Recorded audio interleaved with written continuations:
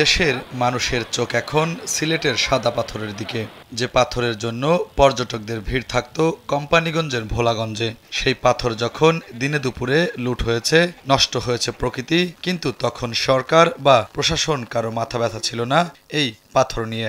লুটেরা যখন পাথর নিতে নিতে সব শেষ করে ফেলেছেন, তখন নড়ে চড়ে বসেছে কর্তৃপক্ষ। তাই তো সাদা পাথর নিয়ে হাইকোর্ট দিল নতুন নির্দেশনা। এদিকে সিলেটের ভোলাগঞ্জে সাদা পাথর না দেখতে পেয়ে পর্যটকরা এখন হতাশ।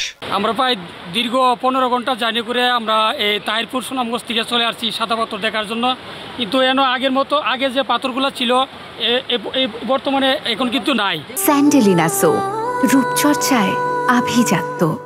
আগে তো আসলো সাদা পাথর, তো সব হয়ে গেছে কালো পাথর।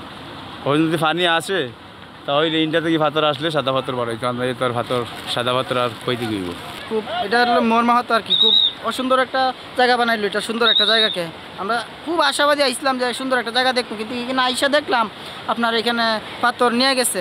এখন আইসা তো এখন পাথর পাইতেছি না, খুব খারাপ লাগলো। যাই হোক, এখন তো শুধু মাটি আছে আর কালা কালা পাথর আছে। এ অবস্থায় সাদা পাথর লুটেরাদের তালিকা দাখিলের নির্দেশ দিয়েছেন হাইকোর্ট।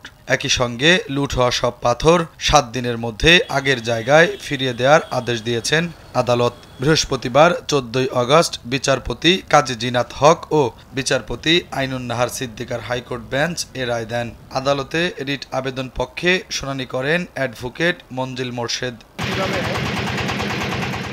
এদিকে সিলেটের কোম্পানিগঞ্জ উপজেলার ভোলাগঞ্জ থেকে সাদা পাথর লুটের ঘটনায় দায়ীদের বিরুদ্ধে যথাযথ আইনি ব্যবস্থা নিতে দায়ের করা আরও একটি রিট আবেদনের উপর শুনানির দিন আগামী রোববার 17 আগস্ট ধার্য করেছেন হাইকোর্ট।